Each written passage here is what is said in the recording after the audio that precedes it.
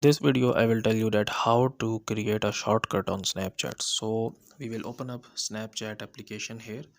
So first of all, I will tell you that why we actually need to create a shortcut, because it actually helps to group our friends together in one place. And like if we want to actually share a story or a snap with all of our friends at once or message them at once, then we can actually use this option. Okay, so here I will just take a quick snap here, then I will tap on next here. And now how you can actually create a shortcut, you will actually select some of your friends here. Okay, let's suppose this one, and then you will tap on shortcuts here.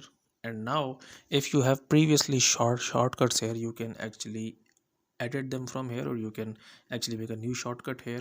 Then you will select your friends here, and then you will give a name like family, and then you will choose the emoji.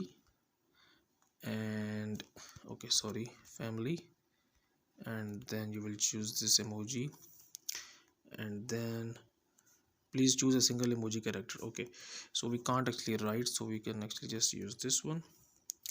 And then you will create, tap on this one, and now this shortcut here you can see has been created here. So that's how to create a shortcut. So guys, if you find this video useful, kindly like this video and subscribe to my channel, and I will see you in the next video.